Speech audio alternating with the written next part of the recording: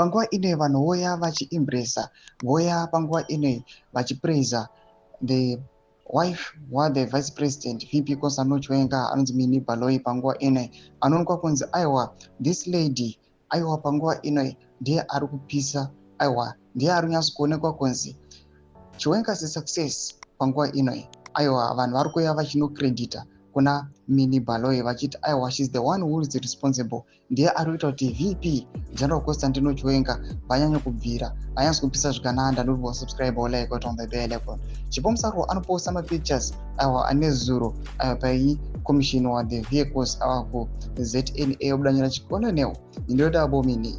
Chiwenga is a powerhouse of purpose and poise.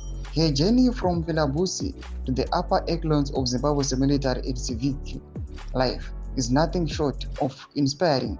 Not only is she a decorated army officer, but she is also a Mandarin lecturer, a multi-lingual scholar, and a business leader, heading style by many.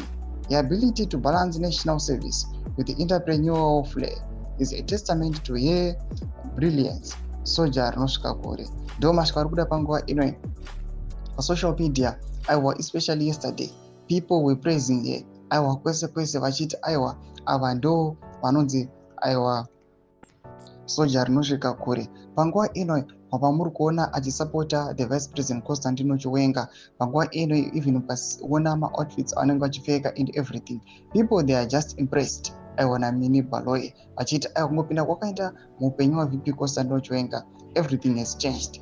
And panguva ino kuchionekwa kunzi the Chiwenga family pairi kuuya ichizama kubuditsa nekubvisa corruption munyika yeZimbabwe, vanhu vabva vanyatso kuva steadfast nekutofara nekuvasapota. Panguva ino chiitiko chakaitika kumwandaro chinosirisa people were being evicted from their land, vakauya vakarohwa nevakomana vemauto.